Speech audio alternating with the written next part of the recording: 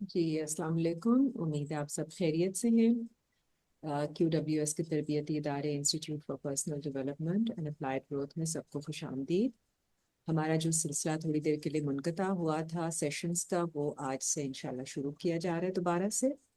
اور جو ہماری آج کا سیشن ہے وہ ہماری صورتوں کے اوپر جو ہماری ڈسکشن چل رہی ہے، ہر سورہ کو باری باری ہم ڈسکس کر رہے ہیں کہ اس کا کیا مقصد ہے اور اس سے کیا ہمیں پیغام پہنچانا مقصود ہے، وہ ہم سمجھ رہے ہیں۔ تو آج کی جو ہماری سورہ ہے وہ سورہ نمبر 12 سورہ یوسف ہے۔ تو زبیر شبیر صاحب السلام علیکم۔ جی وعلیکم السلام ورحمۃ اللہ وبرکاتہ جی، بہت جی شکریہ آپ کا۔ زبیر صاحب، آپ ہمیں سورہ یوسف کے بارے میں بتائیے گا، اور جی کیا اس کا مقصد ہے اور کیا اس کے ذریعے ہمیں پیغام ملنا ہے۔ بہت سارے پیغامات ہیں سورہ یوسف میں، اور یہ بھی جی بتائیے گا جس طرح سے سورہ یوسف کو سمجھا جاتا ہے، بہت سارے اس کے ساتھ لنکڈ مسکنسیپشنز بھی ہیں، جو کہ جی ایسی باتیں ہیں جو کہ جن کا اس سے کوئی تعلق نہیں ہے اگر ہم قرآن کو صحیح۔ پڑھتے ہیں، تو وہ بھی ہمیں جی سمجھائیے گا پلیز۔ بہت جی شکریہ۔ جزاک اللہ جی، بہت شکریہ۔ اعوذ باللہ من الشیطان الرجیم، بسم اللہ الرحمن الرحیم۔ اللهم افتح لنا فتحا مباركا من كتاب المبارك يا فتاح العليم، آمين يا رب العالمين۔ الصلاة والسلام على خاتم النبيين نبينا محمد صلی اللہ علیہ وآلہ وسلم، والحمد للہ رب العالمین۔ جی الحمدللہ، ایک مرتبہ پھر ہمارے پروگرامز کا انشاءاللہ تعالی آغاز ہو چکا ہے جی۔ اور آج کی جو صورت ہے ہماری، وہ سورہ یوسف ہے۔ سورہ یوسف ویسے تو اس کا ایک ایک لفظ جو ہے وہ آ، دلائل اور براہین سے بھرا ہوا ہے، لیکن ہم چونکہ ہماری کوشش یہ رہی ہے کہ ہم صورتوں کی تھیم جو ہے، ایک ایسی تھیم بتا دی جائے کہ کوئی بھی پڑھنے والا انسان جب اس صورت میں اترے تو اسے پڑھنے میں آسانی ہو اور اس کی دلچسپی جو ہے وہ قائم رہے۔ تو اسی چیز کو مد نظر رکھتے ہوئے ہم آج سورہ یوسف پر بات کریں گے۔ پہلی بات تو یہ ہے جی کہ اس سورت کا کمال یہ ہے کہ حضرت یوسف علیہ السلام کے واقعات اور ان کی زندگی کے بارے میں اور ان کی پوری جو مکمل تفصیل ہے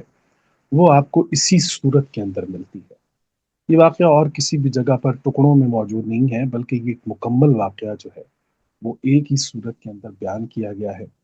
اور اس کے اندر جو کمال ہے وہ آج ہم، ویسے تو ہمارے بہت سارے پروگرامز ہیں جو ہم نے سورہ یوسف کے حوالے سے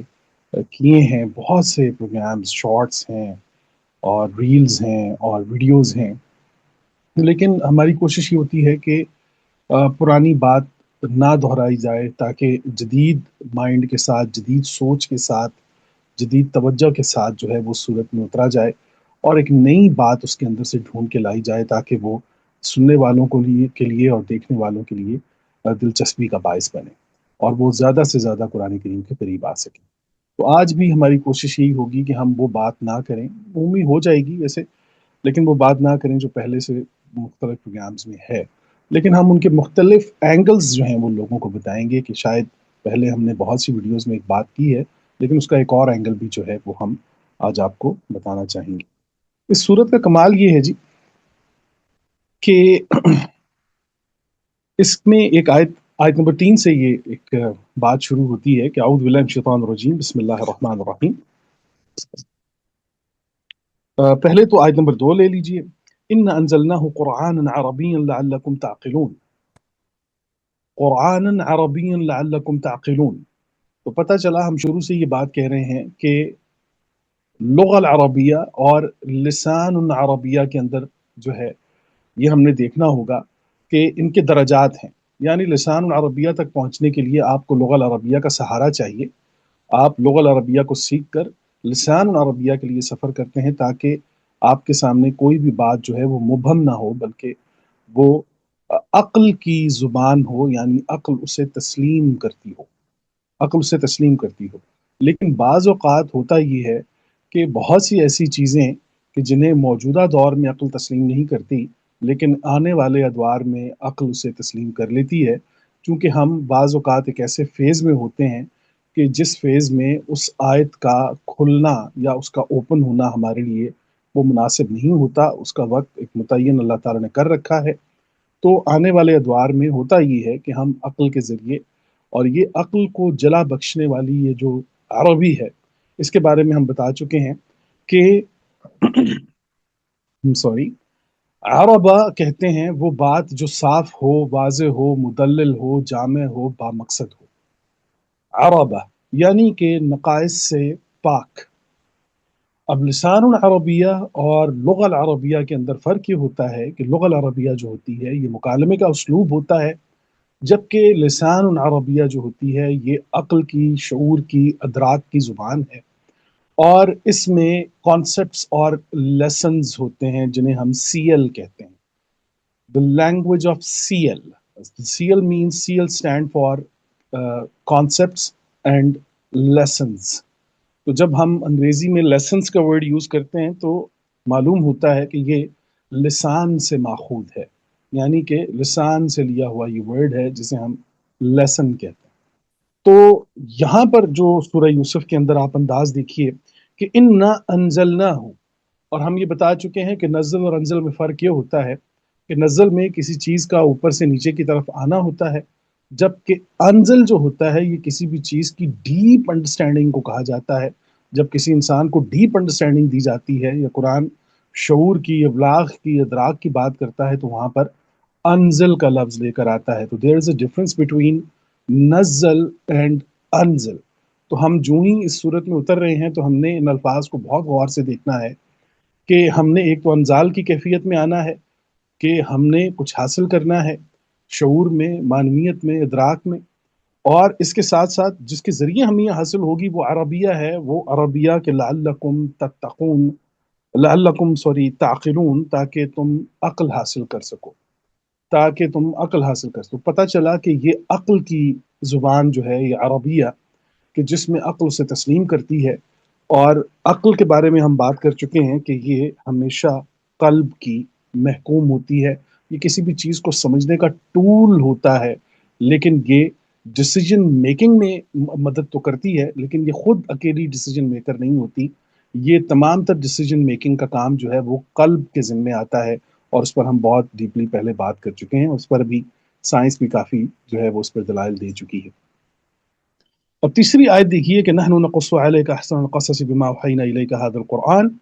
اور ہم نے تمہاری طرف اس قرآن کی جو ہم نے وحی بھیجی ہے اس کے ذریعے ہم تمہارے سامنے سب سے اچھا قصص. اچھا، عربی زبان میں یہ بھی جان لیجئے کہ قصص اور قصص میں کیا فرق ہوتا ہے. جو قصہ ہوتا ہے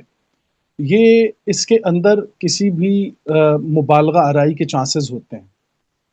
کہ کوئی قصہ سنا رہا ہے، جب زیر آئے گا اس کے نیچے تو کوئی انسان جب کسی انسان کو قصہ سناتا ہے تو اس میں مبالغہ آرائی ہو جاتی ہے، بات کہاں کی ہوتی ہے اور بڑھا کہاں دی جاتی ہے. لیکن قصص جو عربی زبان میں ہوتا ہے یہ حقائق پر مبنی ہوتی ہے یہ بات، اور اس کے اندر کسی قسم کی مبالغہ آرائی نہیں ہوتی. تو ہم اکثر اوقات قصص یعنی قصص القرآن میں جو قصص میں سورہ یوسف کا ذکر آتا ہے، ہم لوگوں کو قصہ یوسف سناتے ہیں جو کہ زیر والا ہے، اور اس میں ہم اتنی مبالغہ آرائی کر دیتے ہیں، اتنا کچھ ہم اس میں ڈال دیتے ہیں جو کہ قرآن کریم میں ہمیں نہیں ملتا. تو ہم نے یہ دیکھنا ہے کہ القصص میں اور قصص میں جو عربی زبان فرق کرتی ہے کہ میں واقعی القصص پڑھ رہا ہوں یا قصص پڑھ رہا ہوں زیر کے ساتھ. قصہ یوسف میں ہم جب کہتے ہیں جی کہ تو پھر اس میں بہت سی مبالغہ آرائی ہوتی، لیکن یاد رکھیے کہ قرآن کریم نے اس کو احسن القصص کہا ہے. تو اب احسن القصص ہے تو پھر یہ بڑی کمال چیز ہوگی، اور پھر ہے بھی یہ اس قرآن کے اندر جس میں تقارن ہے، کمپیریزن ہے تین زمانوں کا، ماضی، حال اور مستقبل، اور یقیناً اس صورت کا تعلق بھی ماضی، حال اور مستقبل سے ہوگا. وَإِن كُنْتَ مِن قَبْلِهِ لَمِنَ الْغَافِلِينَ، اور آپ اس سے پہلے جو ہیں وہ اس سے بے خبر تھے. اچھا، ہوتا یہ ہے کہ یہ غفلت آپ دیکھ لیجئے کہ اس صورت کے اندر ایک بڑا باریک نوٹ میں چاہتا ہوں آپ لوگ لکھ لیجئے کہ یہ غفلت جو ہے یہ انسانی ذات سے شروع ہو کر کائنات تک لے جاتی ہے بات کو، کہ جو انسان ذات سے غافل ہوتا ہے وہ کائنات سے غافل ہوتا ہے. آگے چل کر ہم اس پوائنٹ کو آگے انشاءاللہ تعالی مزید کلیئر کریں گے جی. اچھا، اس کو ساتھ ساتھ میں سمجھتا ہوں چلے کر ہی لیتے ہیں تاکہ سننے والے جو ہیں ان کے اندر جو ہے وہ مزید دلچسپی قائم ہو جائے.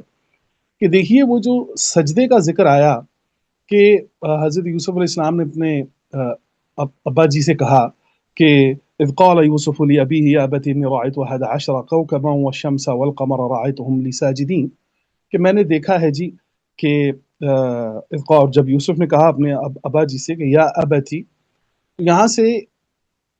ابا جی سے کہا اور پھر یا ابتی کا لفظ بتا رہا ہے، 2 دفعہ اب کا ذکر آیا ہے، یہاں پر لفظ آیا ہے، تو یہ ایک اسپیشل کنیکشن کی بات ہو رہی ہے جو حضرت یوسف علیہ السلام اور حضرت یعقوب علیہ السلام کے درمیان ہے۔ یہاں پر قرآن اس لفظ کو 2 دفعہ استعمال کر کے آئیڈیولوجیکل ریلیشن کو مزید واضح کر رہا ہے کہ باقی بچوں سے حضرت یوسف علیہ السلام کا جو تعلق یا ابتی، وہ مخصوص کر رہے ہیں اپنے اب کو، اپنے والد صاحب کو اپنے ساتھ ٹچ کر رہے ہیں، میرے ابا جی یا ابتی، میرے ابا جی۔ وہاں پر آپ کو ایک اسپیشل کنیکشن دکھائی دے گا، ایک میلان دکھائی دے گا حضرت یوسف کا حضرت یعقوب کی طرف اور حضرت یعقوب کا حضرت یوسف کی طرف، اور یہ میلان جو ہے یہ خالصتاً اللہ تعالیٰ کی طرف سے ہے کہ اس میلان میں یقیناً اصلاح ہے، رسالت ہے، اس میں وحی ہے، اس میں سب تمام تر چیزیں آتی ہیں جو کہ ایک عام انسان کی سمجھ میں نہیں آتی، جس طرح کہ ان کے بھائیوں کو یہ بات سمجھ نہیں آ رہی تھی کہ یہ میلان جو ہے یہ کس نوعیت کا ہے۔ اچھا، اب جب انہوں نے یہ کہا کہ میں نے دیکھا ہے جی کہ اب میں نے دیکھا ہے کہ 11 سیارے، اب یہاں ہم بتا چکے ہیں کہ کوكب اور نجم میں فرق ہوتا ہے، ستارے اور سیارے میں قرآن کریم فرق کرتا ہے۔ ہم اکثر اوقات یہاں پر قصہ یوسف میں جو زیر والا قصہ ہے اس میں ہم ستارے کہہ دیتے ہیں، حالانکہ یہاں پر ستاروں کی بات نہیں ہو رہی، یہاں پر کواکب کی بات ہو رہی ہے، سیاروں کی بات ہو رہی ہے۔ ان سب میں ستارہ صرف ایک ہی تھا اور وہ یوسف علیہ السلام ہے،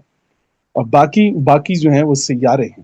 تو ان سیاروں کا ذکر آتا ہے، بھائیوں کا ذکر آ رہا ہے کہ وہ کہا جی کہ یہ 11 کوكبا والشمس والقمر، اور میں نے دیکھا کہ چاند اور سورج جو ہیں وہ سجدہ کرتے ہوئے، میں نے انہیں سجدہ کرتے ہوئے دیکھا۔ اچھا، اب بڑی عجیب چیز ہے کہ قرآن اپنے اختتامی حالت میں بتاتا ہے کہ وہ اپنے ماں باپ کو انہوں نے تخت پر بٹھایا اور سب جو ہیں وہ سجدے کی حالت میں چلے گئے۔ اب یہاں پر ایک نئی بحث چھڑ جاتی ہے کہ یہ بتائیے کہ جی وہ سجدہ کس حالت میں سجدہ تھا، اور وہ کس طرح کا سجدہ تھا، وہ تعظیمی حالت تھی، وہ کس طرح کی حالت تھی۔ ہم ان چیزوں پر تو کبھی جب اللہ نے موقع دیا تو اس پر ہم گفتگو کریں گے اور بتائیں گے بھی کہ وہ سجدہ کیا سجدہ تھا، لیکن یہاں مختصراً میں آپ کو ایک بات بتانا چاہتا ہوں کہ قرآن کریم نے ایک اتنا بڑا پیغام اس پوری صورت کے اندر دیا ہے جو شاید اس سے پہلے کبھی ڈسکس نہیں ہوا، اور وہ یہ تھا کہ انسانی ذات اگر انسانی ذات کو تسلیم کر لے تو کائنات انسان کو تسلیم کر لیتی ہے۔ تو وہ جو کائناتی بات تھی نا، وہ جو چاند سورج ستاروں کے سجدے تھے، تو پتہ چلا کہ وہ جو چاند سورج ستاروں کے سجدوں سے بھی بڑا سجدہ، سجدوں سے بڑی تعظیم، وہ تعظیم یہ ہے کہ ایک انسان جب کسی انسان کو تسلیم کرتا ہے، اسے مانتا ہے، اور خاص طور پر اس انسان کو کہ جس کو اللہ تعالیٰ چنے اپنے پیغام کے لیے، اپنی ہدایت کے لیے، اپنی کتاب کے لیے، ایسے انسان کا انتخاب کرنا اور پھر اس کو تسلیم کرنا۔ اور یہ یہاں سے آپ کو پورا ایک پیغام جو ہے وہ سورہ یوسف کا وہ مل جائے گا کہ وہ کائنات کی طرف اشارہ کرتے ہوئے ان سیاروں کی بات، ان چاند سورج کی بات، تو پتہ چلا کہ چاند سورج کا سجدہ اور ان سیاروں کا سجدہ جو ہے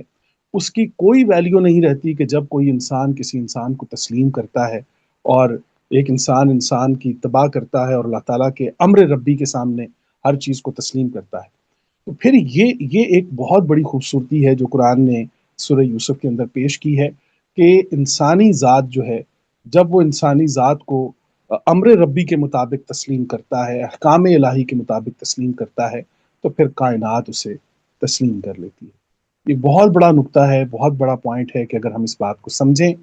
تو مطلب وہ پھر مجھے اس شاعر کی ایک بات یاد آ جاتی ہے۔ ایک شاعر نے لکھا کہ تم آسماں کی بلندی سے جلد لوٹ آنا، تم آسماں کی بلندی سے جلد لوٹ آنا، ہمیں زمین کے مسائل پہ بات کرنی ہے۔ تو بات یہ ہے کہ ہم اگر اس طرف چل پڑیں گے اور زمین پہ موجود اس وقت جو موجودہ حال ہے انسانیت کا، اس سے ہم غافل ہو جائیں گے تو اس میں بڑا نقصان ہوگا۔ تو پھر وہ جو میں نے غافل کے لفظ پر یہ بات کی تھی کہ دیکھیے غفلت یہ ہے کہ جو انسان اپنی ذات سے واقف ہو جائے، غافل ہو جائے، وہ کائنات سے غافل ہو جاتا ہے۔ تو یہاں سے اس پورے کلیکٹیولی ہم اس سورہ یوسف کو دیکھتے ہیں کہ بیسیکلی اس کی جو تھیم ہے، جو اس کا میسج ہے، وہ یہ ہے کہ ایک انسان جو ہے وہ اگر یہ چاہتا ہے کہ کائنات اسے تسلیم کرے، تو دیکھ لیجئے کہ کیا اس نے امر ربی میں آ کر اپنے آپ کو اس قابل بنایا ہے کہ انسان اسے تسلیم کر رہا ہے کہ نہیں. تو ہم نے یہ دیکھنا ہے کہ انسانوں کو انسان تسلیم کرنا، ان کے حقوق تسلیم کرنا، امر ربی کو تسلیم کرنا، یہ تمام تر چیزیں جو ہیں یہ ہمارے لیے اہم ہیں. چاند، ستارے، سیارے، یہ سائنس، ٹیکنالوجی، یہ ساری چیزیں ہیں، ضرور ہیں، یہ سائنس ہے، اور اس میں ترقی کرنا ہمارا جو ہے وہ اس وقت تو فرض ہو چکا ہے تقریباً اقوام کے اوپر. تو ان کی طرف بھی ہم نے بڑھنا ہے، لازمی ان کی طرف بھی ہم نے جانا ہے، لیکن ہمارا سفر جو ہے وہ انسانی ذات سے شروع ہوگا. یہاں سے ہم کائنات کی طرف جائیں گے، اور انشاءاللہ اس پر پھر یقیناً اس قوم کو کامیابی ہوگی جس کا سفر جو ہے وہ انسانی ذات سے کائنات تک کا ہوگا. اچھا، ایک تو ہم نے یہ چیز جو ہے وہ آپ کے سامنے رکھ دی ہے جی. دوسری چیز جو ہم آپ کے سامنے رکھنا چاہتے ہیں وہ یہ ہے کہ یہ آیت نمبر 7 ہے. آیت نمبر 7 ہے، لقد كان في يوسف واخوته آیات للسائلین. یہ کمال دیکھیں، بے شک یوسف اور اس کے بھائیوں کے واقعے میں پوچھنے والوں کے لیے نشانیاں ہیں، نشانیاں ہیں. تو پتہ چلا کہ نشانی اور نشاندہی جو ہے یہ ہمیشہ اس انسان کے حصے میں آتی ہے جو سوال کرتا ہے. جس انسان کو سوال کرنے کی صلاحیت جس انسان کے اندر پیدا نہیں ہوتی، وہ شعور کے دروازے پر کبھی دستک نہیں دیتا، اس کے لیے شعور کے، ادراک کے، معنویت کے دروازے نہیں کھلتے. تو قرآن کریم نے بھی بتا دیا کہ یوسف اور ان کے بھائیوں کے اس پوری بات کے اندر جو ہے آیات للسائلین، سوال کرنے والوں کے لیے جو ہے وہ بہت سی آیات ہیں. اور یقین کیجئے کہ اس وقت جو موجودہ حال ہے انسانیت کا، کہ جس میں ہم نے ترقی کی تمام منازل طے کر لی ہیں، اور ان تمام تر منازل کا نتیجہ یہ نکل رہا ہے کہ ایک ہی گھر میں بھائی بھائیوں سے جدا ہیں، بھائی بہنوں سے جدا ہیں، بہنیں بھائیوں سے جدا ہیں، ماں باپ اپنی اولاد سے جدا ہے، اولاد اپنے ماں باپ سے جدا ہے. میں میجورٹی کی بات کر رہا ہوں، ماں سوائے اللہ ماشاء اللہ جو بھی لوگ ہیں جو بہتر ہیں، جو ان چیزوں سے نہیں جن کا واسطہ، تو ان کی تو بات نہیں ہو رہی. بات عمومی ہو رہی ہے کہ میجورٹی جو ہے وہ اس وقت یہ ہے کہ لا تعلقی کا ایک سما ہے. اور اس لا تعلقی کو آپ دیکھیں تو یقیناً سورہ یوسف میں اس کے لیے عقل والوں کے لیے بہت نشانیاں ہیں اس کے اندر. اچھا جی، اب قرآن آگے بڑھتا ہے اور پھر وہ قصہ یوسف میں بتاتا ہے کہ بھائیوں نے، اب یوسف علیہ السلام نے خواب دیکھ لیا ہے. والد صاحب نے فرمایا ہے کہ لا تقصص رؤیاک، کہ تم جو ہو یہ جو اپنا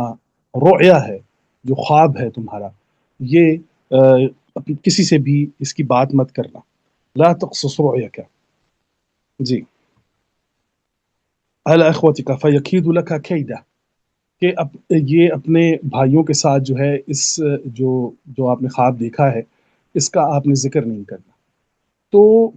قرآن کریم یہاں اتنا دقیق ہے، اتنا باریک ہے کہ وہ یہ بتاتا ہے کہ ہیلتھ، ویلتھ، یہ تمام تر چیزیں تو چلیں ایک طرف، کہ لوگوں کی حسد جو ہے وہ چلیں ایک طرف. ایک زمانہ ایسا بھی آئے گا اور آ چکا ہے، یا اس وقت بھی تھا، کہ لوگ آپ کے خوابوں سے بھی حسد کریں گے کہ آپ نے ایک اچھا خواب کیوں دیکھا. ایک اچھا خواب دیکھنا بھی جو ہے وہ کسی مشکل یا مصیبت سے کام نہیں ہے. تو وہاں پر حضرت یعقوب علیہ السلام نے اپنے بیٹے کو ایک نصیحت کی ہے کہ اپنا خواب بھی. تو پتہ چلا کہ ہم نے اپنی نسل کو یہ بات بتانی ہے، سمجھانی ہے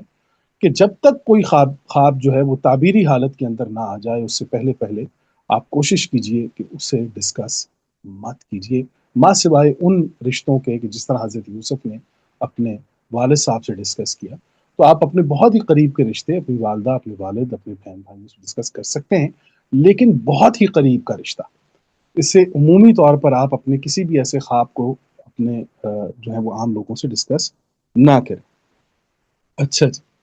اچھا، یہ اب ایک واقعہ. اب انہوں نے کیا کہا کہ انہوں نے کہا کہ بھائیوں نے ایک پلان کر لیا کہ جی دیکھیے کہ والد صاحب جو ہیں وہ ان کا جو جھکاؤ ہے وہ حضرت یوسف کی طرف ہے. تو پھر انہوں نے ایک پلان کرتے ہوئے والد صاحب سے اجازت چاہی اور کہا کہ جی آپ جو ہیں وہ ہمارے ساتھ یوسف علیہ السلام کو بھیج دیں، اور ہم لوگ جو ہیں بہت طاقتور بھی ہیں. اور پھر اس طرح پر تفصیل سے میں نہیں ایک ایک آیت پڑھ رہا، میں بس آگے اب چلتا چلا جا رہا ہوں. تو آپ ان کو ہمارے ساتھ جو ہے بھیج دیجئے کھیلنے کے لیے. تو यहाँ हज़रत याकूब अलैहिस्सलाम ने फरमाया कि नहीं, मुझे डर है कि इस तरह आप लोग जो हैं वो अगर गाफिल हुए हज़रत यूसुफ से तो उन्हें भेड़िया खा जाएगा। तो अब उन्होंने कहा कि नहीं जी, ऐसा कैसे हो सकता है कि हम इतने जो हैं वो होशियार हैं, ताकतवर हैं, सब कुछ हैं और हमारी मौजूदगी में ऐसा हो जाएगा। तो अच्छा, अब प्लान उनका ये था कि हम हज़रत यूसुफ को जो है वो कत्ल कर दें। तो उनमें से फिर खैर की बात आई कि उन्होंने कहा कि इन्हें कत्ल नहीं करते, हम इन्हें एक ऐसे घड़े में डाल देते हैं। अब यहाँ पर मैं घड़े का ज़िक्र क्यों कर रहा हूँ? क्योंकि मैं खुद उन जगहों पर जाकर उसको देख चुका हूँ। मीन्स के अरबों के अंदर जुब का जो वर्ड होता है, तो अरबी ज़ुबान में जुब जो है वो कुएँ को भी कहा जाता है, उसके लिए भी इस्तेमाल होता है, लेकिन उमूमी तौर पर जुब जो होता है ये बारिशी गड़ा होता है। और जो बि'r होता है, बि'r जिसे कहते हैं, सूरह हज के अंदर अल्लाह ताला ने फरमाया है कि बि'r मुअत्तलात, तो वहाँ पर कुएँ का ज़िक्र जो है वो अलग से कुरान करीम ने सूरह हज के अंदर किया है कि ये खुश्क कुएँ हैं, तो वहाँ पर बि'r का वर्ड आया। तो यहाँ पर उन्होंने जो वर्ड इस्तेमाल किया है कि अ, उनको जो है ना वो अलकूहु फी ग़याबतिल जुब, तो हम उन्हें एक ऐसे घड़े में उतार देंगे कि जहाँ पर वो दिखाई ना दें, ग़याब हो जिसके अंदर। तो यहाँ पर ये भी एक बात देखिएगा ज़हन में, क्योंकि इसको समझना इतना ज़रूरी है कि जब उनके दिल में अपने भाई के लिए खैर पैदा हुई है, तो फिर यही खैर का नतीजा आखिर में ये निकला है कि यूसुफ अलैहिस्सलाम ने अपने भाइयों को मुआफ़ किया, क्योंकि उन्होंने उस पूरे अमर के अंदर, एक तो उनके पास ऑप्शन ये था कि हज़रत यूसुफ को जो है वो कत्ल कर दिया जाए, लेकिन उन्होंने उस ऑप्शन की तरफ बढ़ने से पहले कोई एक भाई की राय ये आई कि आप जो हैं वो इस तरह करें कि ला तक़्तुलू यूसुफ़ा, इसको कत्ल ना करो, वअल्क़ूहु फ़ी ग़याबतिल जुब यल्तक़ितहु बअदु स्सियारात इन कुंतुम फ़ाइलीन। तो फिर जो कुछ काफ़िले वाले हैं वो उनको ले जाएँगे। तो काफ़िले जो थे वो ज़माने में वो जो उन जो गड्ढे होते थे वहाँ से वो पानी हासिल करते थे, और यूँ उन्होंने एक प्लान किया और फिर हज़रत यूसुफ अलैहिस्सलाम जो है वो उसके। अच्छा जी, अब हम आते हैं कि अब वो उन्होंने वही काम किया, उनको डाल दिया और वजाअ अबाअहुम इशाअन यबकून, और फिर वो इशा के वक़्त जो है वो आए अपने वालिद के पास, जो है आयत नंबर 16 है जी, रोते हुए, रोते हुए। अब वो इतने तेज़ थे कि उन्होंने जो अ, जो टाइम सेलेक्ट किया है वो इशा का सेलेक्ट किया है, ताकि उनके चेहरों के तासुरात ना पहचाने जा सकें, अंधेरे में ये पता ना चले कि ये सच बोल रहे हैं कि झूठ। और फिर वो रोने की एक्टिंग कर रहे हैं, रोने की, अब ये भी नहीं पता चल रहा कि ये हकीकतन रो रहे हैं या जो है ये झूठ बोल रहे हैं। तो इस हालत में वो आए और फिर वो कमीज जो है उस पर वो झूठ का जो है वो खून लगाकर वापस लौटे हैं अपने वालिद की तरफ। तो क़ाल बल सव्वलत लकुम अनफुसकुम अम्रा फसब्रुन जमील। तो हज़रत याकूब अलैहिस्सलाम ने फरमाया कि देखो, तुम्हारे दिलों ने तुम्हारे लिए एक बात घड़ ली है, तुम लोगों ने अपनी तरफ से ये एक बात घड़ ली है, तो फसब्रुन जमील,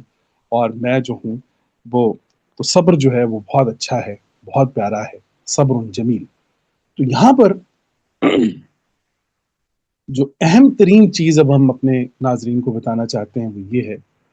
कि जब तक आप हुस्ने याकूब अलैहिस्सलाम से वाकिफ़ नहीं होंगे, आप उस वक़्त तक हुस्ने यूसुफ से वाकिफ़ नहीं हो सकते। अगर आपने ये देखना है कि हुस्ने यूसुफ क्या है, तो फिर आप हुस्ने याकूब अलैहिस्सलाम को देखिए कि याकूब अलैहिस्सलाम ने फरमाया फसब्रुन जमील। ये 2 मकामात हैं पूरी सूरत में कि जहाँ पर हज़रत याकूब अलैहिस्सलाम ने फरमाया है फसब्रुन जमील, कि सब्र जो है ये जमील है, ये बहुत प्यारा है। तो पता चला कि हज़रत याकूब अलैहिस्सलाम सब्र की जमाली हालत पर चले गए। अब जमील जो होता है ये किसी भी चीज़ की जुमला हालत के लिए भी बोला जाता है। जैसा कि जमल का लफ्ज़ जो है वो उस बड़ी मोटी रस्सी के लिए इस्तेमाल होता है कि जो बहरी जहाज़ों को लंगरअंदाज से किया जाता है।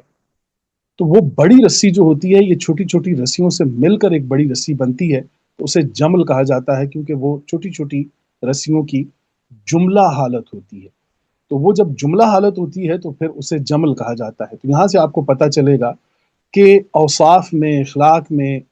जो है जुमला हालतों के अंदर हज़रत याकूब अलैहिस्सलाम ने अपने आप को सब्र के उस जमाली, उस जमाल के मकाम पर ले गए हैं कि जहाँ पर वो ये फरमा रहे हैं कि फसब्रुन जमील, बेशक जो है वो सब्र जो है वो बहुत जमील है, बहुत प्यारा है। उसकी जुमला हालत ये है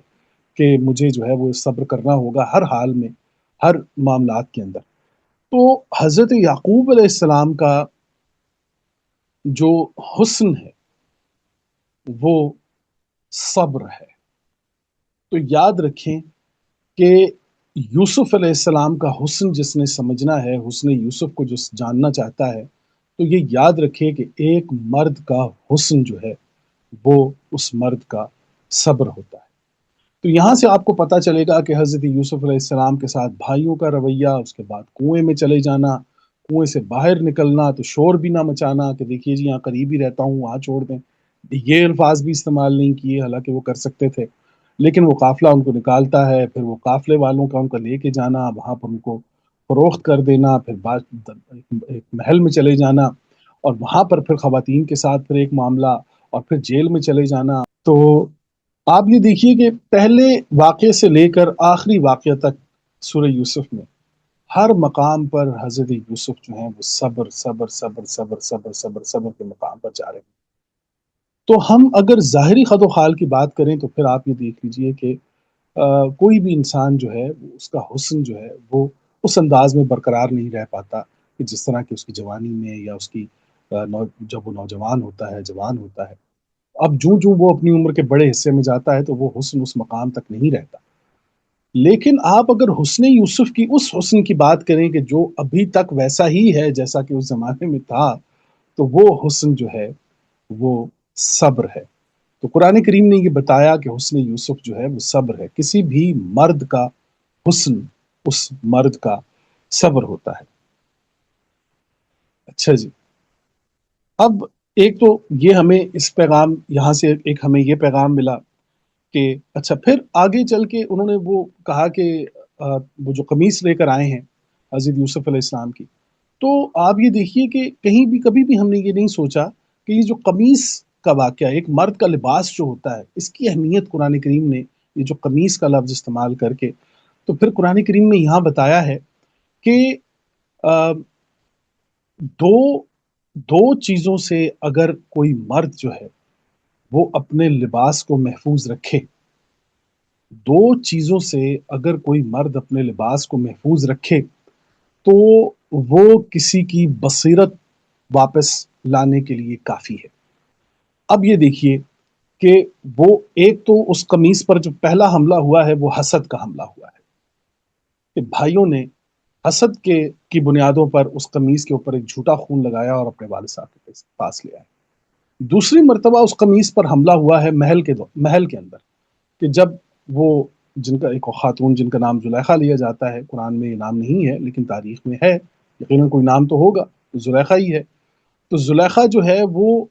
وہاں ان کو جو وہ قمیص پکڑتی ہے، تو وہاں پر دوبارہ جو حملہ ہوا ہے اس قمیص کے اوپر وہ ہوس کا حملہ ہے۔ تو پتہ چلا کہ ایک مرد جو ہے اگر وہ اپنے لباس کو حسد اور ہوس سے پاک کر لے، بچا لے اپنے آپ کو، تو وہ کسی کی بصیرت جو ہے اس سے لوٹ سکتی ہے۔ اور پھر آپ یہ دیکھ لیجئے کہ یہی وہ قمیص ہے کہ جب حضرت یعقوب کے پاس دوبارہ گئی ہے، تو بیسیکلی اس لباس کی اہمیت کا اندازہ بھی آپ کو اس بات سے لگائیں کہ دو دفعہ بھائی جو ہیں وہ قمیص لے کر گئے ہیں۔ ایک دفعہ قمیص جو ہیں وہ جھوٹے خون کے داغوں کی لے کر گئے ہیں، اور ایک دفعہ وہ قمیص صحیح سالم اپنے والد کے پاس لے کر گئے ہیں جو حضرت یوسف علیہ السلام نے بھیجی تھی۔ تو وہاں سے ان کو یہ اندازہ ہو گیا کہ جو پہلی قمیص میری طرف آئی تھی وہ جھوٹ پر مبنی تھی، اور اب یہ جو قمیص میری طرف آئی ہے یہ سالمیت پر مبنی ہے۔ یہاں سے قمیص کا ایک بڑا زبردست جو کردار ہمیں بتایا جا رہا ہے سورہ یوسف میں، عقل والوں کے لیے اس میں بہت سی نشانیاں ہیں۔ اچھا، کمال بات یہ بھی ہے کہ جب بھائیوں نے حضرت یوسف علیہ السلام کی جان لینے کی کوشش کی ہے، جب جان لینے کی کوشش کی ہے، تو بعض اوقات پھر قرآن کریم بتاتا ہے کہ زندگی میں یہ موڑ بھی آ جاتے ہیں کہ وہ جو کل تک آپ کی جان لینے کے در پر تھے، اب وہ آپ کے در پر صدقہ لینے کے لیے بھی آ گئے ہیں۔ تو وہاں پر وہ آپ دیکھیے کہ جب مصر میں حضرت یوسف علیہ السلام موجود ہوتے ہیں تو بھائی جو ہیں وہ غلہ لینے وہاں پہنچتے ہیں اور کہتے ہیں کہ صدق علینا، آپ جو ہیں وہ ہمیں صدقہ دیجیے۔ تو پتہ چلا کہ زندگی کی اس اتار چڑھاؤ میں، زندگی کے اس دور میں، زندگی کے اس دوار میں آپ دیکھیں گے کہ بعض اوقات وہ جو آپ کی جان لینے والے ہوں گے، وہ ان پر یہ دن بھی آ سکتا ہے کہ وہ آپ سے صدقہ لینے والے بن جائیں۔ تو یہ ایک حالت بھی قرآن کریم نے بتائی ہے۔ دوسرا وہ جو میں نے عرض کیا کہ حضرت یعقوب علیہ السلام کی تو آنکھوں کا نور، تو وہاں پر قرآن کریم نے بصر لوٹانے کی بات کی ہے۔ وہ بڑا دقیق ہے قرآن، اور وہاں پر آپ جانتے ہیں کہ نظر اور بصر میں قرآن کریم فرق کرتا ہے۔ تو بصر جو ہے اور بصیرہ، ان دونوں میں بھی قرآن کریم فرق کرتا ہے کہ بصر دیکھنا ہے، بصیرہ جو ہے وہ کیسے دیکھنا ہے، کیسے دیکھ کر کیسے سمجھنا ہے، وہ بصیرہ کے اندر آتی ہے وہ بات۔ تو یہاں پر علماء کا کچھ اختلاف بھی ہے کہ کچھ نے یہ کہا کہ یہ بصیرہ جو ہے یہ ان کی وہ بصیرت تھی، دور اندیشی تھی، وہ تمام تر چیزیں وہ رو رو کر اپنے اس غم میں اس قدر جو ہے وہ نڈھال ہو چکے تھے کہ اب وہ اس چیز سے محروم تھے، اور جب وہ قمیض واپس لوٹی ہے تو پھر دوبارہ ان کی وہ چیز جو ہے وہ دوبارہ بحال ہوئی ہے۔ قرآن کریم نے کچھ اس انداز میں گفتگو کی ہے۔ خیر، ہم اس سے اور آگے چلتے ہیں جی، کہ کمال یہ ہے کہ اس میں اس صورت کے اندر کچھ خوابوں کا ذکر بھی ملا ہے، اور قرآن کریم دنیا کی پہلی کتاب ہے کہ جو میں آپ کو بتا رہا ہوں کہ ایک تو خوابوں کو وہ ڈفریشیٹ کرتی ہے، اور وہ یہ کہتی ہے کہ ایک خواب ہوتا ہے جسے حلم کہا جاتا ہے، اور ایک خواب ہوتا ہے جسے رؤیا کہا جاتا ہے۔ حلم میں اور رؤیا میں کیا فرق ہوتا ہے؟ حلم جو ہوتا ہے یہ وہ خواب ہوتا ہے جو بے ربط ہوتا ہے، اس میں کوئی کنٹینیوٹی نہیں ہوتی، آپ اس وقت یہاں ہیں، اگلے لمحے کہیں اور ہیں، کوئی بات ہو رہی ہے تو سمجھ نہیں آ رہی۔ لیکن رؤیا جو ہوتا ہے یہ ایک خاص خواب ہوتا ہے، اور یہ وہ خاص خواب ہوتا ہے کہ جس میں خالق اور مخلوق دونوں کی رائے شامل ہوتی ہے، یعنی کہ وہ انسان بھی اس کے اندر مبتلا ہوتا ہے اور اللہ کی ذات بھی اس کام کے اندر مبتلا ہوتی ہے۔ تو وہاں پر جو چیز اس کو دکھائی جاتی ہے یا سمجھائی جاتی ہے اسے رؤیا کہا جاتا ہے۔ تو قرآن کریم میں کوئی ایسا رؤیا، کوئی ایسا خواب نہیں ہے کہ جس کی تعبیر اللہ تعالیٰ نے بیان نہ کی۔ قرآن میں کوئی ایسا رؤیا نہیں ہے کہ جس کی تعبیر خود قرآن کریم نے بیان نہیں کی۔ تو اس پر ہم بہت تفصیل سے بات کر چکے ہیں۔ قیدیوں کی ہم بات کر لیتے ہیں کہ دیکھ لیجئے کہ ایک نے یہ کہا کہ میں دیکھ رہا ہوں، دو قیدی ہیں ان کے ساتھ جیل میں، ایک نے کہا کہ میں دیکھ رہا ہوں کہ جناب میں شراب پلا رہا ہوں بادشاہ کو یا اس محل میں، اور دوسرے نے کہا کہ جناب میرے سر پر روٹیاں ہیں اور وہ روٹیاں جو ہیں وہ پرندے کھا رہے ہیں۔ تو انہوں نے فرمایا کہ ایک کا تو کام ہو گیا اور دوسرا جو ہے وہ بچ جائے گا۔ تو پتہ چلا کہ قرآن کریم نے یہ بتایا ہے کہ وہ جو دینے والا تھا، وہ جو پلانے والا تھا، وہ جس انسان کے اندر بھی دینے کی یا پلانے کی صلاحیت ہوگی وہ بچ جائے گا، اور جو جمع کرنے والا ہے کہ جس طرح اس نے خبز جو ہیں وہ اپنے سر پر جمع کر رکھے ہیں، تو جو روکنے والا ہوگا، جو جمع کرنے والا ہوگا وہ مارا جائے گا۔ اب یہ ایک بڑی خوبصورت تعبیر ہے جسے قرآن کریم نے پیش کیا ہے۔ اس کے بعد پھر وہ ایک اور خواب، اچھا اسی خواب میں ایک اور چیز بڑی کمال ہے کہ جب حضرت یوسف اس جیل کے اندر موجود تھے تو وہ دو قیدی جو ہیں وہ حضرت یوسف سے پہلے آزاد ہوئے ہیں، اور مزے کی بات یہ ہے کہ جو سب سے پہلے آزاد ہوا ہے وہ مارا گیا، جو دوسرے نمبر پر آزاد ہوا ہے وہ اس کو نوکری مل گئی وہاں بادشاہ کے پاس، اور تیسرے نمبر پر حضرت یوسف جو ہیں وہ آزاد ہوئے۔ تو پتہ چلا کہ زندگی میں بعض اوقات آپ تیسرے نمبر پر آ کر جیت جاتے ہیں۔ تو ہر دفعہ آپ یہ مت سمجھیے کہ نمبرنگ میں آپ اگر تیسرے نمبر پر آ گئے ہیں تو آپ اپنے آپ کو ہارا ہوا تصور کر رہے ہیں، بلکہ اس کے اندر اللہ تعالیٰ کی خاص و خاص کوئی حکمت ہو سکتی ہے کہ جس میں آپ کی بقا ہے، آپ کی زندگی موجود ہے۔ تو بعض اوقات جو پہلے نمبر پر آتے ہیں وہ ان کے لیے بہت نقصان دہ ہوتا ہے۔ تو یہ ایسا بھی ایک اینگل جو ہے وہ قرآن کریم ہمیں دکھاتا ہے اس صورت کی شکل میں۔ تو اب آگے چل کے آپ دیکھ لیجئے پھر بادشاہ کے خواب کی ذکر آ جاتا ہے کہ بادشاہ کا خواب جو ہے وہ بادشاہ نے پھر خواب دیکھا، اور اس خواب میں انہوں نے بتایا کہ 7 گائے ہیں موٹی تازی اور 7 پتلی، 7 ہری بھری بالیاں ہیں اور 7 خشک۔ تو اب اس خواب کی تعبیر جو ہے وہ پوچھتے ہیں تو وہ بتاتے ہیں کہ عنقریب جو ہے وہ قحط آنے والا ہے۔ تو اب حیران کن بات یہ ہے کہ یہ جو خواب تھا اور پھر حضرت یوسف نے اس کی جو تعبیر بتائی ہے وہ اتنی کمال ہے کہ خاص طور پر وہ ممالک جہاں پر زراعت ہوتی ہے وہ اس بات کو بڑے اچھے طریقے سے جانتے ہیں کہ جب انہوں نے یہ فرمایا کہ میں خواب میں دیکھ رہا ہوں کہ پتلی گائے موٹی گائے کو کھا رہی ہیں،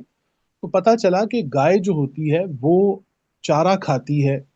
گائے گوشت نہیں کھاتی۔ تو گائے اگر گوشت کھا رہی ہے تو یہ ایک بہت ہی بڑا نقطہ تھا، پوائنٹ تھا۔ اس کا مطلب یہ ہے کہ وہ پتلی گائے اس لیے پتلی ہے کہ موٹی جو ہے وہ اس کا حق کھا چکی ہے، اور موٹی اس لیے موٹی ہے کہ اس نے اس کا حق کھایا ہے، پتلی کا حق کھایا جا چکا ہے تو وہ اس لیے پتلی ہے۔ تو پتہ چلا کہ رزق کی غیر متساوی تقسیم، رزق کی غیر متساوی تقسیم جو ہوتی ہے، اس میں آپ دیکھ لیجئے کہ حضرت یوسف علیہ السلام نے جب فرمایا کہ قحط آنے والا ہے، تو آپ کو پتہ چلے گا کہ جب رزق کی متساوی تقسیم نہیں ہوتی تو پھر ایک وقت آتا ہے کہ لوگ اپنی اولاد بیچنے کے لیے تیار ہو جاتے ہیں۔ یہاں سے آپ کو پتہ چلے گا کہ جہاں پر انسانیت فروشی ہوتی ہے وہاں پر رزق کی متساوی تقسیم نہیں ہوتی۔ اسی طرف قرآن کریم نے اشارہ کیا کہ حضرت یوسف علیہ السلام چونکہ بچپن میں خود اس مصر کے بازار میں فروخت ہو چکے تھے، تو وہ اس چیز کو بہت اچھے طریقے سے جانتے ہیں کہ رزق کی غیر متساوی تقسیم کا اثر جو ہوتا ہے وہ انسانوں کے اس معاشرے میں اس کا نتیجہ یہ نکلتا ہے کہ انسان برائے فروخت ہو جاتا ہے، اور یہ کام وہاں حضرت یوسف علیہ السلام کے ساتھ ہو چکا تھا۔ 7 ہری بھری بالیاں، 7 ہرے بھرے کھیت، اور پھر 7 خشک کھیت۔ تو آپ یہ دیکھیے کہ علامت ایک یہ بتائی قرآن کریم نے کہ اس وقت بھی پوری دنیا میں کائنات کے اندر جہاں جہاں مخلوقات بستی ہیں، آپ دیکھ لیجئے کہ کائنات میں قحط کا کوئی تصور موجود نہیں، کائنات میں قحط کا کوئی تصور موجود نہیں ہے۔ قحط کا تصور ہمیشہ وہاں آتا ہے جہاں پر انسان بستے ہیں۔ آپ دیکھیے کہ جنگلوں میں اگر خوراک باقی نہ رہے تو پرندے جو ہیں وہ کوچ کر جاتے ہیں، ایک جگہ سے اڑ کر دوسرے جنگلوں میں چلے جاتے ہیں۔ پانی میں اگر وہ خوراک نہ مل سکے تو مچھلیاں جو ہیں وہ ایک جگہ سے دوسری جگہ کی طرف روانہ ہو جاتی ہیں۔ پورے پورے جنگل کے جانور جو ہیں وہ نقل مکانی کرتے ہیں۔ اور ایک ہی حضرت انسان ہے کہ جسے دنیا کا سب سے بڑا تحفہ ہجرت کی شکل میں ملا ہے کہ یہ اپنی شعوری حالت کے اندر ایک مقام سے دوسرے مقام میں ہجرت کر سکتا ہے۔ تو جس کے پاس ہجرت کی صلاحیت موجود ہو، وہ اگر یہ روتا رہے کہ جناب میں قحط کا شکار ہو گیا ہوں، تو پھر ہم اس کی عقل پر ماتم ہی کر سکتے ہیں۔ تو قرآن کریم نے یہاں پر بتایا ہے کہ یہ دیکھ لیجئے کہ قحط جو ہوتا ہے یہ مین میڈ ہوتا ہے، خدا کی طرف سے ہر چیز اضافی ہے، چاہے وہ مچھلی ہے، چاہے وہ پانی ہے، خوراک ہے، گوشت ہے، سبزی ہے۔ دنیا کی ہر چیز آج بھی اس قدر اضافی ہے کہ اس دنیا کے اندر موجود جتنی آبادی ہے اسے 10 گنا اور بڑھا دیا جائے تو خوراک پھر بھی زیادہ ہوگی، کھانے والے کم ہوں گے۔ لیکن آپ یہ دیکھ لیجئے کہ رزق کی غیر متساوی تقسیم کی طرف جو ہے وہ حضرت یوسف علیہ السلام نے اشارہ کیا اور فرمایا کہ قحط آنے والا ہے۔ اور اس کو کمال یہ دیکھیے کہ جب یہ نبی کریم صلی اللہ علیہ وسلم پر یہ صورت نازل ہوئی ہے تو اس سال کو عام الحزن کہا جاتا ہے۔ کہتے ہیں وہ خوشی کا سال جو تکلیف میں بدل گیا، ایک خوشی کا سال جو تکلیف میں بدل گیا۔ اب عام اور سنہ کے درمیان ہم نے بتایا تھا کہ سال میں قرآن کریم فرق کرتا ہے، جہاں پر تکلیف آئے گی، مشقت آئے گی، وہاں پر سال کے لیے لفظ آئے گا سنہ،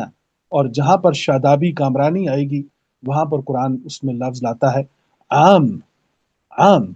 تو عام الحزن نبی کریم صلی اللہ علیہ وسلم جو ہیں جب حضرت سورہ یوسف آئی ہے آپ صلی اللہ علیہ وسلم پر، تو وہ سال وہ تھا کہ جس میں آپ صلی اللہ علیہ وسلم نے 2 اہم ترین شخصیات کو اپنی زندگی سے جاتے ہوئے دیکھا، ایک حضرت ابو طالب اور دوسری حضرت خدیجہ رضی اللہ عنہا۔ تو آپ یہ دیکھیے کہ 2 نقصانات پر قرآن کریم نے اتنا خوبصورت مرہم رکھا، اور سورہ یوسف کی شکل میں آپ صلی اللہ علیہ وسلم پر جب یہ صورت نازل ہوئی ہے تو اس کے اندر ایک قرار، ایک تحمل، ایک مرہم جو ہے وہ رکھا گیا حضرت آپ صلی اللہ علیہ وسلم کی ذات اقدس پر۔ تو آپ یہاں سے بھی اس بات کا اندازہ لگا سکتے ہیں۔ تو یہ ایک پورا، میں کہتا ہوں کہ اس کے ایک ایک لفظ پر ہم جائیں تو ایک ایک لفظ اس کے اندر جو ہے وہ اتنا گہرا ہے کہ شاید 10 گھنٹے بھی سورہ یوسف کو بیان کرنے کے لیے کم ہوں گے۔ تو یہاں پر میں اپنی بات کو بس مختصراً جو ہے وہ آپ کے سامنے دوبارہ ایک دفعہ 2 پوائنٹ میں آپ کے سامنے ریپیٹ کر دیتا ہوں کہ ایک تو اس میں جو اہم ترین چیز جو میں نے آپ کے سامنے رکھی ہے وہ یہ ہے کہ انسان جو ہے انسانی ذات کو اگر تسلیم کر لے تو کائنات اسے تسلیم کر لیتی ہے۔ اس کا بیان جو ہے وہ آپ دیکھ لیں، پوری سورہ یوسف کا عرق اگر آپ نکالیں تو یہ نکلے گا کہ اگر انسان انسانی ذات کو تسلیم کر لے تو کائنات اسے تسلیم کر لے گی۔ دوسری جو اہم ترین چیز ہے کہ جب شروع میں وہ جو انہوں نے ایک بات کی، وہ میں چاہوں گا کہ آیت نمبر 17 اگر آپ نکال لیں کائنڈلی، یا آخری آیت ہم لے لیتے ہیں تاکہ اس پر جو ہے وہ اپنی بات کو ہم ختم کر سکیں۔ 17 نمبر جو آیت ہے جی، قالوا، جی اعوذ باللہ من الشیطان الرجیم، بسم اللہ الرحمن الرحیم، اس کا ایک ایک لفظ سننے والا ہے جی، اور اس کا تعلق ہمارے گھروں سے ہے۔ قالوا یا ابانا، کہنے لگے اے ہمارے اب، انا ذهبنا نستبق، ہم دوڑ لگا رہے تھے، نستبق ایک دوسرے پر سبقت لے جانے کے لیے، نستبق کا ورڈ آپ دیکھیے کہ ہم بھائی ایک دوسرے پر سبقت لے جانے کے لیے بھاگ رہے تھے، وترکنا یوسف، اور ہم نے یوسف کو ترک کر دیا، ہم نے یوسف کو چھوڑ دیا، عند متاعنا، اپنی متاع کے پاس، اپنی چیزوں کے پاس، فآکلہ الذئب، تو اسے بھیڑیا کھا گیا، وما انت بمؤمن لنا ولو كنا صادقین، تو آپ ہماری بات پر کبھی یقین نہیں کریں گے ہم جتنے بھی سچے ہو جائیں۔ میں سمجھتا ہوں جی کہ اس ایک آیت کا تعلق ہمارے پورے معاشرے سے ہے۔ آج بھی دیکھ لیجئے کہ ہمارے گھروں میں دولت کی اس دوڑ میں بہت سے بھائی بہت سے بھائیوں پر سبقت لے گئے۔ آج بھی اگر آپ کان لگا کر سنیں تو ہر گھر میں ایک یوسف کی چیخیں آپ کو ضرور سنائی دیں گی کہ جسے تنہائی کے کنویں میں ڈال دیا جاتا ہے۔ آپ یقین کیجئے کہ اس یوسف کو تو کوئی قافلہ لینے آ بھی گیا تھا اور وہ لے بھی گیا تھا، اس یوسف کو کہ جسے تنہائی کے کنویں میں ڈال دیا جاتا ہے، یا اس یوسف کو کہ جس سے یہ ظالم معاشرہ بھیڑیا بن کر کھا جاتا ہے، لیکن اس یوسف کو بچانے کے لیے کوئی نہیں آتا، کوئی قافلہ اس کو نہ اس سے پوچھتا ہے۔ اور ہوتا یہ ہے کہ یہ آباء و اجداد کے اس پرانے سے مکان میں رہتا ہے کہ جس میں اب بھائی جو ہیں وہ مہینے میں کوئی تھوڑا بہت کو مدد امداد، کو بہنیں جو ہیں وہ باہر سے اس کی مدد امداد کر دیتی ہیں، اور یوں یہ یوسف جو ہے وہ اپنے متاع جو ہے ان کی وہ جو چیزیں تھیں اسی کے پاس آج بھی ہم نے یوسف کو بٹھایا ہوا ہے۔ ہر گھر کے اندر ایک عدد یوسف ایسا ہے کہ جس کے ساتھ ہمارا رویہ اس انداز کا ہے۔ تو ہمیں بھی سوچنا چاہیے کہ اگر ہم اس مال و دولت کی دوڑ میں آگے نکل رہے ہیں تو کہیں ایسا تو نہیں کہ ہمارے گھروں کے اندر بھی کوئی ایک عدد یوسف ہے کہ جس کی چیخیں ہمیں سنائی دیتی ہیں اس تنہائی کے کنویں میں سے، یا کہیں یہ معاشرہ جس کے حوالے ہم نے اسے کر دیا ہے کہ کہیں یہ بھیڑیا بن کے اس کو کھا تو نہیں گیا۔ تو ہوتا یہ ہے کہ ہم نے اپنے آباء و اجداد کے پرانے گھروں کو سنبھالنے کے لیے ایک بھائی کو چوکیدار بنا لیا ہوتا وہ اس گھر کا یوسف ہے۔ تو اللہ کریم ہر گھر کے یوسف کو اپنی رحمتوں اور برکتوں میں محفوظ رکھے جی۔ آج اس صورت پر ہم نے مختصر گفتگو کرنی تھی جی۔ آپ سب احباب کو اللہ کریم اپنی رحمتوں اور برکتوں میں محفوظ رکھے۔ انشاءاللہ آگے چل کر ہم پھر انشاءاللہ اور مزید اس پر گفتگو کریں گے۔ تو آج کا پروگرام ہم یہاں تک رکھتے ہیں جی۔ جزاک اللہ، بہت شکریہ۔ جی بہت شکریہ زبیر صاحب، آپ نے سورہ یوسف کی جو آیتیں ہیں ان کے حوالوں کے ساتھ کافی امپورٹنٹ جو اہم باتیں ہیں وہ شیئر کی ہیں، جو ہمارے معاشرے میں بھی ہیں، ہمیں گھروں میں بھی نظر آتی ہیں، اور یہ ریلیشن شپ کا جو ایک مثال جس طرح قرآن نے دی ہے کہ کس طرح بھائی جو ہیں وہ اپنے دو مثالیں دی ہیں۔ حسد جو ہے اس کو ہم دیکھتے ہیں کہ حسد کی وجہ سے لوگ کس قدر زیادتی کر بیٹھتے ہیں، ظلم کر بیٹھتے ہیں، اور کس طرح سے حضرت یوسف کو بچانا پڑتا ہے تو ان کی حفاظت کے لیے ہی ان کو وہاں سے نکال دیا جاتا ہے اور کہیں اور پہنچا دیا جاتا ہے۔ تو ٹائم کافی ہو گیا جی، آج کا سیشن ہم یہاں پہ اینڈ کرتے ہیں۔ زبیر صاحب آپ کا بہت شکریہ جی، اور آپ سب ممبرس کا بہت شکریہ جوائن کرنے کا۔ تو انشاءاللہ پھر جی نیکسٹ سیشن میں ہم اسماء الحسنہ کے اوپر بات چیت کریں گے۔ تو آج کا جی سیشن انشاءاللہ، یہاں پہ ختم کرتے ہیں جی، جزاک اللہ اللہ، حافظ۔ السلام علیکم۔